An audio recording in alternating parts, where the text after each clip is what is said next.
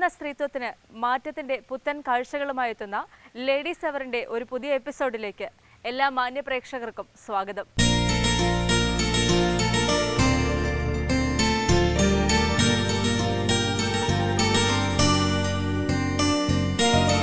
നമ്മൾ ലോകമെമ്പാടുമുള്ള എല്ലാവർക്കും വളരെയധികം സന്തോഷവും സമാധാനവും തരുന്ന ഒരു വലിയൊരു സെലിബ്രേഷൻ തന്നെയാണ് Christmas.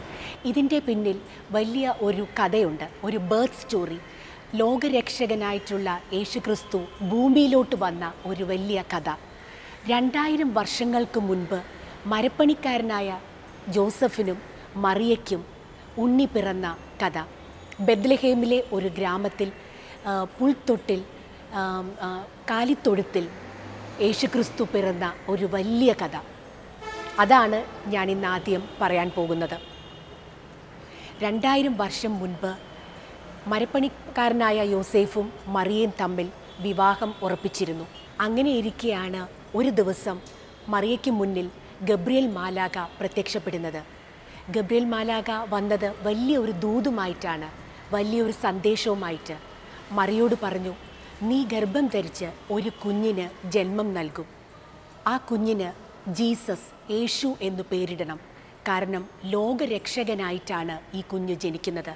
Emmanuel, God with us, യേശു ദൈവം നമ്മോട് കൂടെ എന്നർത്ഥമുള്ള ഇമ്മാനുവൽ എന്ന് പേരിടണം.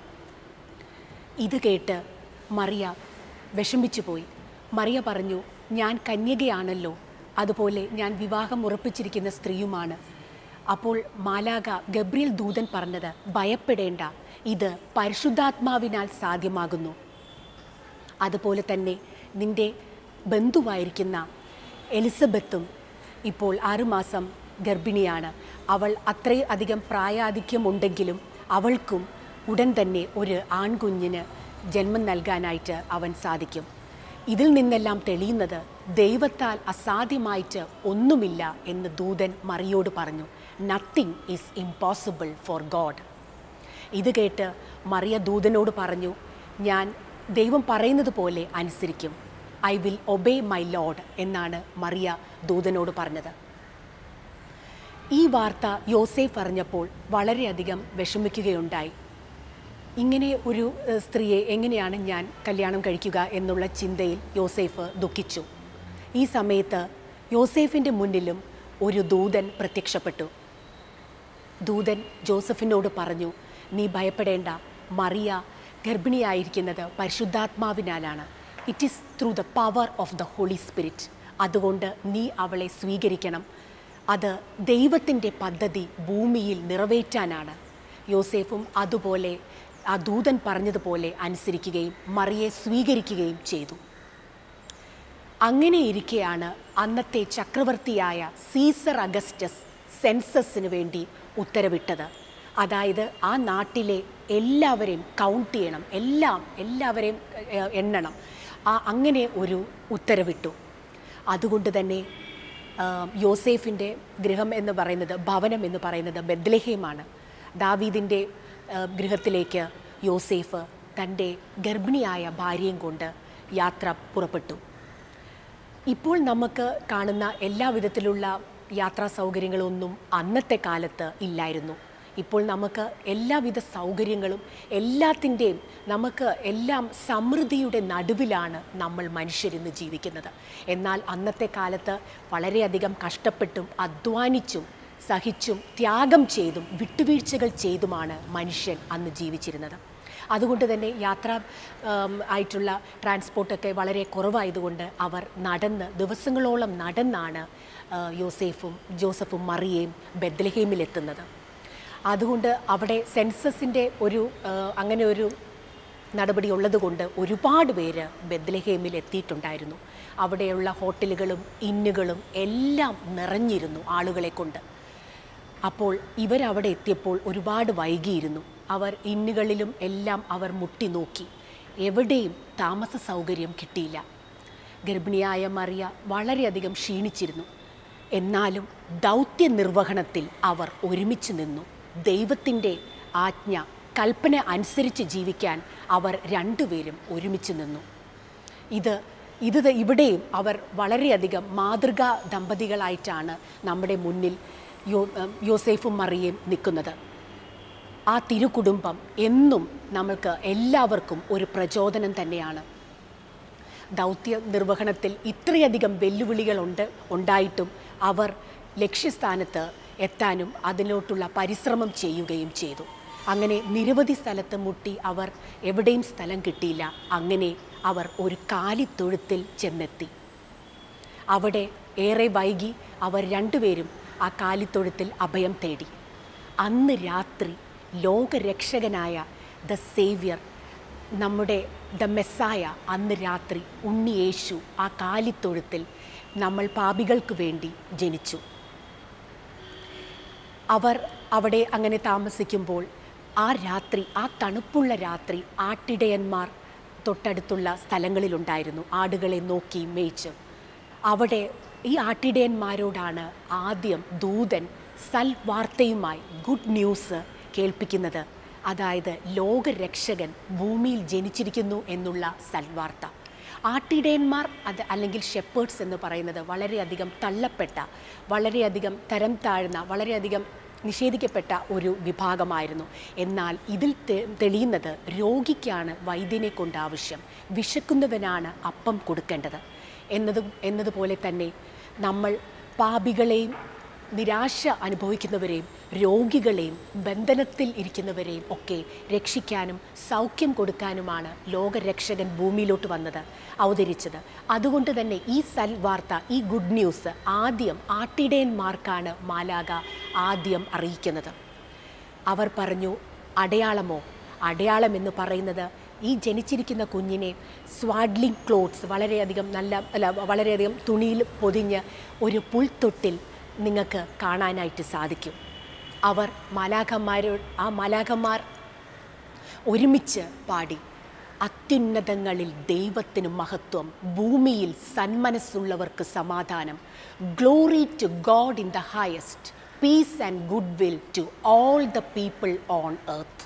അത്യുന്നതങ്ങളിൽ ദൈവത്തിന് മഹത്വം, ഭൂമിയിൽ സന്മനസ്സുള്ളവർക്ക് സമാധാനം, glory to God in the highest, peace and good will to all people on earth.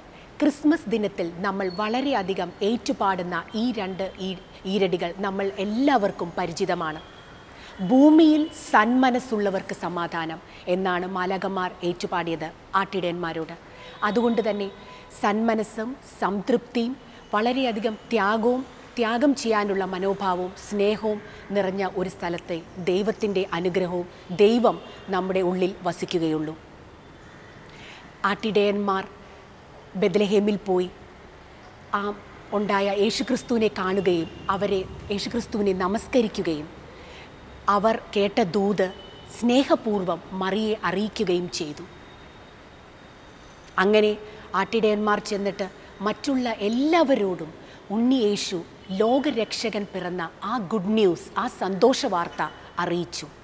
ആ കേട്ടവരെല്ലാം അത്ഭുതപ്പെടുകയും ദേ വർ ഇൻ വണ്ടർ എന്നാണ് ബൈബിളിൽ പറയുന്നത്. അതിനുശേഷം 3 കിങ്സ്, ദ 3 മെജായ്, 3 വൈസ് മെൻ, അവർ ആകാശത്തിൽ ഒരു നക്ഷത്രം കാണുകയുണ്ടായി.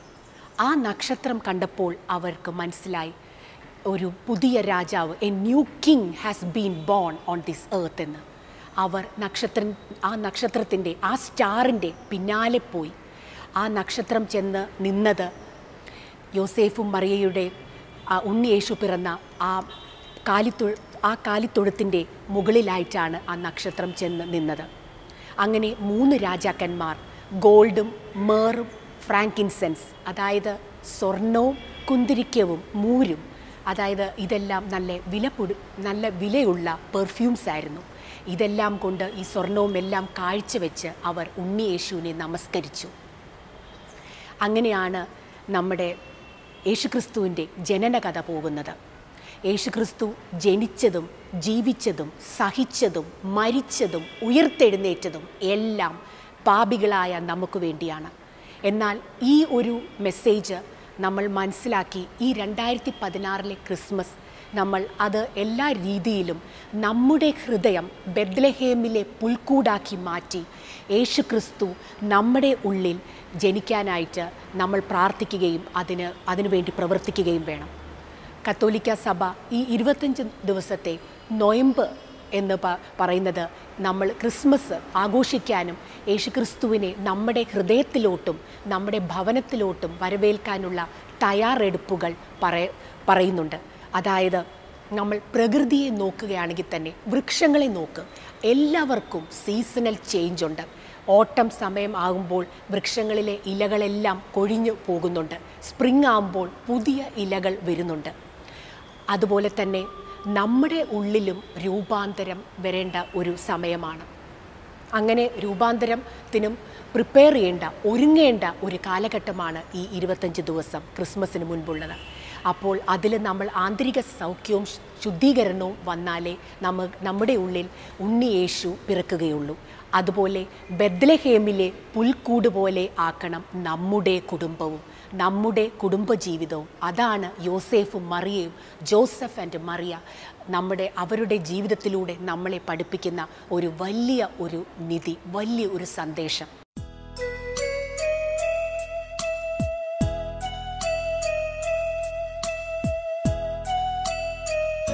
പിതാവായ ദൈവത്തിന് പാപികളായ നമ്മൾ മനുഷ്യരോടുള്ള സ്നേഹത്തിൻ്റെ ഒരു വലിയ ഉത്തമ ഉദാഹരണം തന്നെയാണ് യേശുക്രിസ്തുവിൻ്റെ ജനനം. അതായത് സ്വന്തം മകനെ ഈ ഭൂമിയിലോട്ട് നമ്മുടെ ലോകരക്ഷിതാവായിട്ടാണ് ദൈവം നമുക്ക് അയച്ചു തന്നത്. ദൈവത്തിൻ്റെ കരുണയുടെ സ്നേഹത്തിൻ്റെ ഏറ്റവും വലിയ മാനിഫെസ്റ്റേഷനാണ് യേശുക്രിസ്തുവിൻ്റെ ജനനം. എന്നാൽ ഇത് നമ്മൾ എത്ര പേർ മനസ്സിലാക്കി അതിൻ്റെ അർത്ഥം ഉൾക്കൊണ്ടുകൊണ്ട് ഇന്നത്തെ കാലഘട്ടത്തിൽ നമ്മൾ ജീവിക്കുന്നു? പഴയ നിയമത്തിൽ പറയുന്ന, അതായത് ഓൾഡ് ടെസ്റ്റമെൻറ്റിൽ പറയുന്ന പ്രോഫസീസും പ്രവചനങ്ങളുമെല്ലാം പുതിയ നിയമത്തിൽ, ന്യൂ ടെസ്റ്റമെൻറ്റിൽ യാഥാർത്ഥ്യമാകുന്നതായിട്ടാണ് നമ്മൾ കാണുന്നത്. അതായത് വചനം മാംസമാകുന്നു, ദ വേർഡ് ബിക്കംസ് ഫ്ലെഷ്. അങ്ങനെ നമ്മുടെ ഒക്കെ രക്ഷയ്ക്കായിട്ട് യേശുക്രിസ്തു ഭൂമിയിലോട്ട് അവതരിച്ചു. എന്നാൽ ഇന്ന് ക്രിസ്മസ് എന്ന് പറയുമ്പോൾ ലോകം അവസാനമുള്ള ഇയർ എൻഡിങ് ആയിട്ടുള്ള ഏറ്റവും വലിയ ഒരു ഷോപ്പിംഗ് ഫെസ്റ്റിവൽ, കേക്ക്സിൻ്റെ കാര്യത്തിലാണെങ്കിലും ഗിഫ്റ്റിൻ്റെ കാര്യത്തിലാണെങ്കിലും സ്റ്റാറിൻ്റെ കാര്യത്തിലാണെങ്കിലും ഏറ്റവും കൂടുതൽ കച്ചവടവൽക്കരിക്കുന്ന കമേഴ്ഷ്യലൈസ് ആയിട്ടുള്ള ഒരു ക്രിസ്മസാണ് നമ്മൾ ഇന്നത്തെ കാലഘട്ടത്തിൽ നമുക്ക് കാണാനായിട്ട് സാധിക്കുന്നത്. എന്നാൽ ദ 3 കിങ്സ്, 3 രാജാക്കന്മാരെ വഴികാട്ടിയായിട്ട് നയിച്ച സ്റ്റാർ, ആ സ്റ്റാറിനുമുണ്ട് ഒരു പ്രത്യേകത. നമ്മൾ മറ്റുള്ളവരുടെ ജീവിതത്തിൽ സമാധാനത്തിൻ്റെയും ഹോപ്പിൻ്റെയും സന്തോഷത്തിൻ്റെയും നല്ല ഒരു മനസ്സിൻ്റെയും ഒരു സ്റ്റാർ ആവാൻ, നമ്മൾ എല്ലാവരുടെയും ജീവിതത്തിൽ ഒരു സ്റ്റാർ, ഒരു വഴികാട്ടിയാവാനായിട്ട് വേണം നമ്മൾ പ്രവർത്തിക്കാൻ. വീടിന് ഒരു അലങ്കാരം മാത്രമല്ല സ്റ്റാർ, അതിൻ്റേതായ അർത്ഥവും വാല്യൂമുണ്ട്. അതുപോലെ തന്നെ നമ്മൾ ഗിഫ്റ്റ്, ക്രിസ്മസ് സമയത്ത് ഗിഫ്റ്റുകൾ വളരെയധികം ധാരാളമായി കൊടുക്കുന്ന ഒരു സമ്പ്രദായം, ഒരു ശീലം നമുക്ക് എല്ലാവർക്കുമുണ്ട്. എന്നാൽ നമ്മൾ മനസ്സിലാക്കേണ്ടത്, ഗിഫ്റ്റ് നമ്മൾ കൊടുക്കുന്നത് തിരിച്ചു തരാൻ സാധിക്കാത്തവർക്കാണ് നമ്മൾ ഗിഫ്റ്റ് കൊടുക്കേണ്ടത്. അല്ലെങ്കിൽ it becomes just an exchange. വെറുതെ നമ്മൾ ഉള്ളവർക്ക് തന്നെ ഗിഫ്റ്റ് കൊടുത്തിട്ട് കാര്യമില്ല. നമുക്ക് തിരിച്ചു തരാനായിട്ട് സാധിക്കാത്ത ഇടങ്ങളിൽ, സാധിക്കാത്ത മനുഷ്യർക്ക് അപരൻ്റെ കണ്ണിലോട്ട് കരുണയോടെ നോക്കുക, അപരൻ്റെ ഹൃദയത്തിലോട്ട് അല്പം സ്നേഹം പകരാനായിട്ട് സാധിക്കുക, അല്പം കരുണ, അല്പം ദയ, നമ്മുടെ ഇടപെടൽ കൊണ്ട് അവരുടെ ജീവിതം സന്തോഷമാക്കാൻ സാധിച്ചാൽ നമ്മുടെ ഹൃദയവും ദൈവത്തിൻ്റെ ശ്രീകോവിലാക്കാനായിട്ട് നമുക്ക് സാധിക്കും. അപ്പോൾ നമ്മൾ ഗിഫ്റ്റ് കൊടുക്കുന്നത് ഫ്രണ്ട് ഇല്ലാത്തവർക്ക്, സുഹൃത്തുക്കളില്ലാത്തവർക്ക്, രോഗാവസ്ഥയിലുള്ളവർക്ക്, തള്ളപ്പെട്ടവർക്ക്, അനാഥർക്കും, അങ്ങനെ സ്നേഹിക്കാൻ ആരുമില്ലാത്തവർക്ക്, അങ്ങനെയുള്ളവർക്ക് വേണം നമ്മൾ ഗിഫ്റ്റ് കൊടുക്കാനായിട്ട്. അതുപോലെ നമ്മൾ വീടുകളിലൊക്കെ അലങ്കാരം ഒക്കെ ചെയ്യുമ്പോൾ നമ്മൾ ഓർക്കണം, ഏറ്റവും നമ്മുടെയൊക്കെ പിതാവായ ദൈവം ചെയ്ത ഏറ്റവും വലിയ ഒരു ഗിഫ്റ്റും ഏറ്റവും വലിയ സ്നേഹത്തിൻ്റെ ഏറ്റവും വലിയ ഒരു ഉദാഹരണമാണ് യേശുക്രിസ്തുവിൻ്റെ ജനനം. ഇത് നമ്മൾ അതിൻ്റേതായ അർത്ഥത്തിൽ മനസ്സിലാക്കുകയും ഞാൻ പറഞ്ഞതുപോലെ ക്രിസ്മസ് സമയത്ത് നമ്മൾക്ക് ഏറ്റവും പരിചയമുള്ള 2 ഈരടികളാണ്. അത്യുന്നതങ്ങളിൽ ദൈവത്തിന് മഹത്വം, ഭൂമിയിൽ സന്മനസ്സുള്ളവർക്ക് സമാധാനം. Glory to God in the highest and peace and good will to all the people on earth.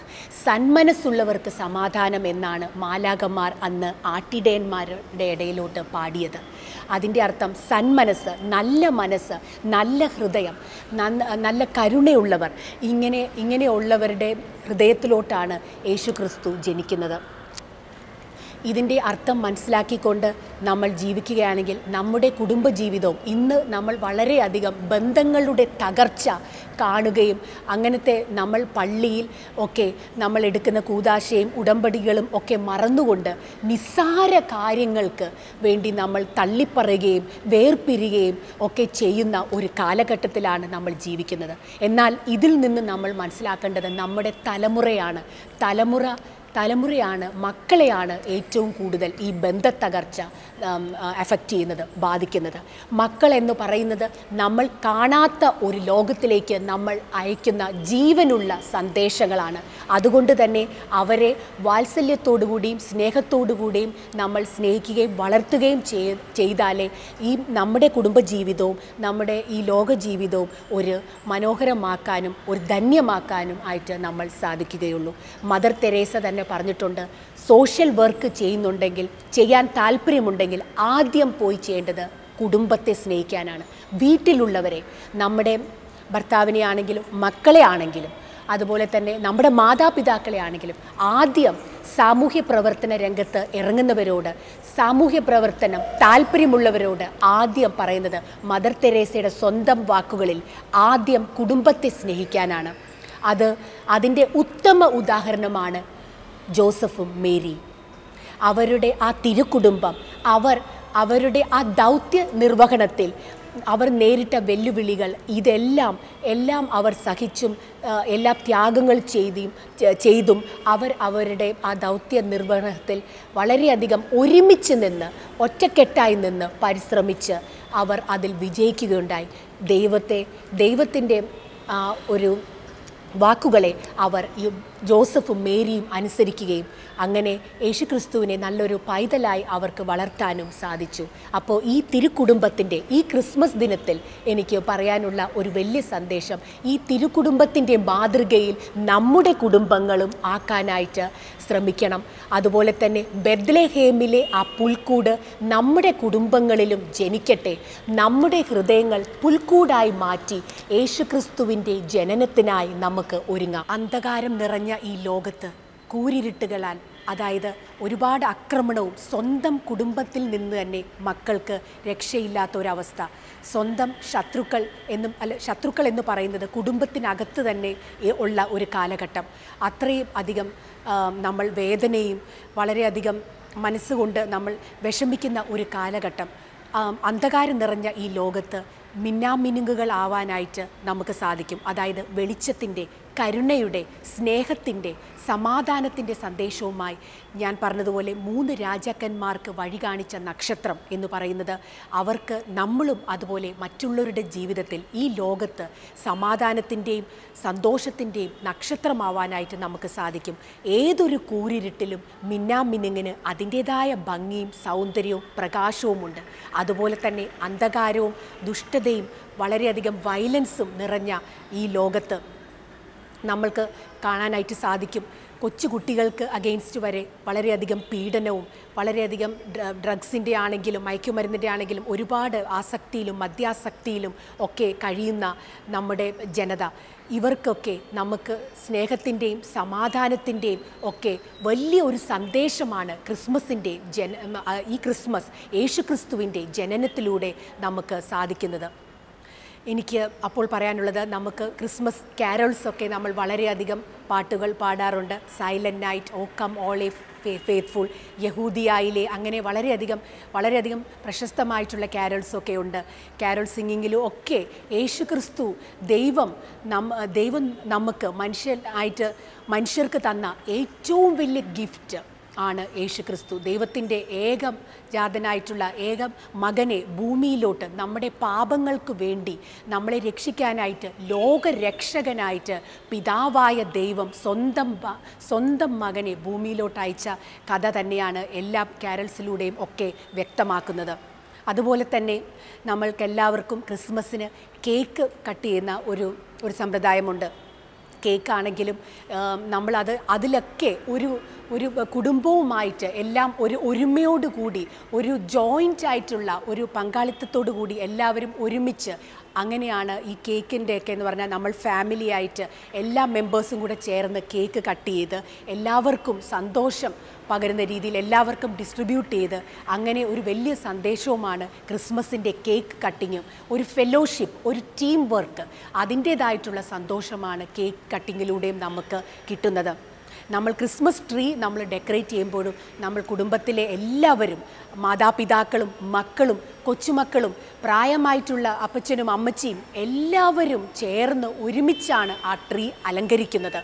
അതിലും ഓരോരുത്തരുടെയും എഫേർട്സും എല്ലാവർക്കും അവരുടേതായ കഴിവുകളുണ്ട്. ഈ ക്രിസ്മസ് ട്രീ നമ്മൾ അലങ്കരിക്കുമ്പോഴും നമുക്ക് കാണാം സ്വന്തമായിട്ട് കൈകൾ കൊണ്ട് തന്നെ ക്രാഫ്റ്റ് ഒക്കെ ചെയ്ത് മാലാഖമാരെയും നക്ഷത്രങ്ങളെയും അങ്ങനെ വിവിധ തരം ഡെക്കറേഷൻസ് ഒക്കെ ഉണ്ടാക്കിയിട്ട് നമുക്ക് തന്നെ നമ്മുടെ കഴിവുകൾ ഉപയോഗിച്ച് ട്രീയെ നമുക്ക് അലങ്കരിക്കാം. ക്രിസ്മസ് ട്രീ നമുക്ക് അലങ്കരിച്ച് മനോഹരമാക്കാം.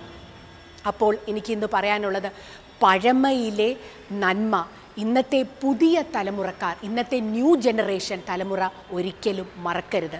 പഴമയിലെ നന്മ എന്നതുകൊണ്ട് ഞാൻ വ്യക്തമാക്കുന്നത് നമ്മുടെ പൂർവികർ, നമ്മുടെ മാതാപിതാക്കൾ, നമ്മുടെ അപ്പച്ചൻ അമ്മച്ചി, നമ്മുടെ പ്രായമായിട്ടുള്ളവർ, അവരുടെ നന്മ, അവരുടെ ഈശ്വര വിശ്വാസം, അവരുടെ ചൈതന്യം, അവരുടെ കഠിനാധ്വാനവും അവർ നമ്മൾക്ക് വേണ്ടി തലമുറയ്ക്ക് വേണ്ടി പ്രാർത്ഥിച്ചതും അവരുടെ പ്രാർത്ഥനയും അവരുടെ അധ്വാനവും അവരുടെ ജീവിത രീതികളും അത് ഒന്നും നമ്മൾ മറക്കാതെ നമ്മൾ കംപ്ലീറ്റായിട്ട് നമ്മൾ ഈ പാശ്ചാത്യ സംസ്കാരത്തെ അങ്ങനെ അങ്ങോട്ട് അംഗീകരിക്കാതെ നമ്മുടെ വാല്യൂസിൽ നമ്മുടെ റൂട്ട്സ്, നമ്മുടെ വേരുകൾ മറന്നു പോകാതെ നമ്മൾ പഴമയിലെ നന്മ ഈ പുതിയ തലമുറ ഏറ്റവും സ്നേഹത്തോടു കൂടിയും ഏറ്റവും സന്തോഷത്തോടു കൂടിയും അംഗീകരിച്ചാലേ ഈ ക്രിസ്മസ്, ഈ 2016 ക്രിസ്മസ് പൂർണ്ണമാകുള്ളൂ എന്നാണ് ഞാൻ വിശ്വസിക്കുന്നത്. ഈ വർഷത്തെ ക്രിസ്മസ് ആഘോഷത്തിൽ നമുക്ക് ഒത്തിരി കാര്യങ്ങൾ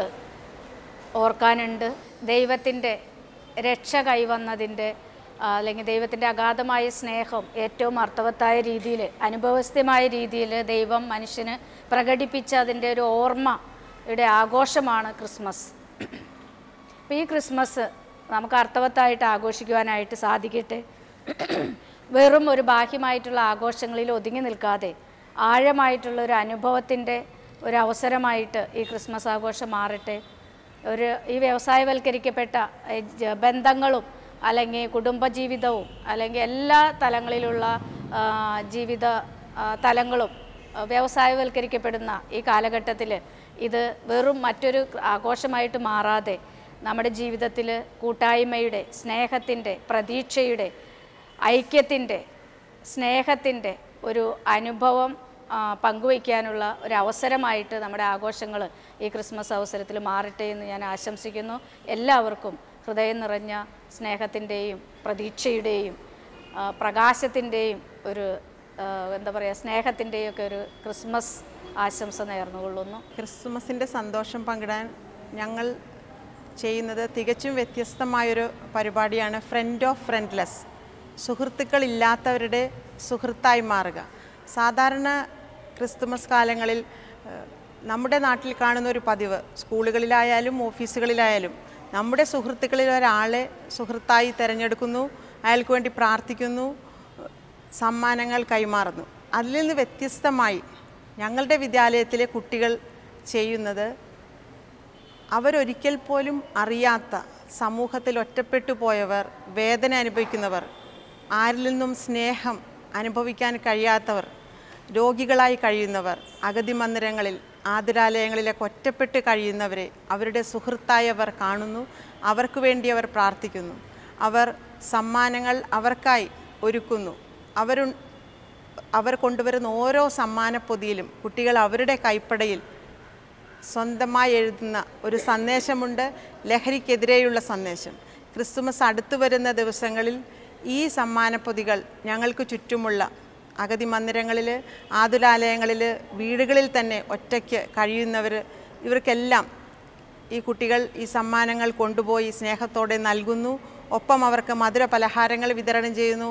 മാത്രമല്ല അവരോടൊപ്പം കുറേ സമയം കലാപരിപാടികൾ അവതരിപ്പിച്ചുമെല്ലാം പങ്കുവയ്ക്കുന്നു. അങ്ങനെ കുട്ടികൾ കുട്ടിക്കാലം മുതലേ തിരിച്ചറിയണം മറ്റുള്ളവരുടെ വേദന അറിയാൻ, ഒപ്പിയെടുക്കാൻ. ഇതിലൂടെ ഈ വേദനിക്കുന്ന ഓരോ മനുഷ്യരും, ഓരോ വ്യക്തികളും മനസ്സിലാക്കുന്നുണ്ട് അവർ ജീവിതത്തിൽ ഒരിക്കലും ഒറ്റയ്ക്കല്ല. സ്നേഹത്തോടെ അവരെ എന്നും പരിരക്ഷിക്കാനും ഓർക്കാനുമൊക്കെ ഞങ്ങൾ കുട്ടികളുണ്ട്. അവർക്ക് ഒത്തിരി പേര് അവരുടെ ചുറ്റുപാടുമുണ്ട്. അവരെ ആശ്വസിപ്പിക്കാൻ, അവർക്ക് അഭയം നൽകാൻ, എന്നും അവർക്ക് ആശ്രയമായി. അങ്ങനെ ഒരു തോന്നലും ഈ വ്യക്തികൾക്കുണ്ടാകുന്നു. ഇത് ക്രിസ്തുമസിന് മാത്രമല്ല, എല്ലാ വിശേഷ അവസരങ്ങളിലും ഞങ്ങൾ ഇത്തരം വ്യക്തികളെ പോയി കാണുന്നു, അവരോടൊപ്പം സമയം പങ്കുവയ്ക്കുന്നു. ഞങ്ങളുടെ കുട്ടികളും ഈ പ്രവർത്തനങ്ങളിലൂടെ ഒത്തിരി അളവറ്റ സന്തോഷം അനുഭവിക്കുന്നു. ഇത്തരം വ്യക്തികളെ കാണാൻ, ജീവിതത്തിൻ്റെ മറ്റൊരു ഭാഗം, ഇതുപോലെ വേദനിക്കുന്ന മനുഷ്യർ ഇന്ന് ലോകത്തിലുണ്ടെന്നൊരു തിരിച്ചറിവും അവർക്കിതിലൂടെ ലഭിക്കുന്നു.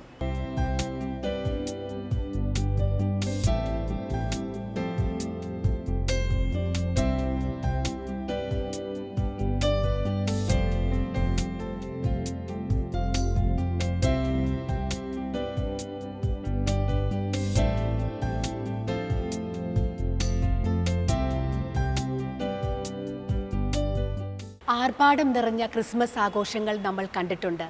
എന്നാൽ ഈ തോപ്പുംപടിയിലെ അവർ ladies convent higher secondary girls സ്കൂളിലെ ക്രിസ്മസ് ആഘോഷം എന്ന് പറയുന്നത് വളരെ മാതൃകാപരമായിട്ടുള്ളതും നമുക്ക് എല്ലാവർക്കും അനുകരിക്കാവുന്നതുമാണ്. അവർ ഇവിടുത്തെ വിദ്യാലയത്തിലെ കുട്ടികൾക്ക് മാത്രമല്ല ഗിഫ്റ്റ് കൊടുക്കുന്നത്.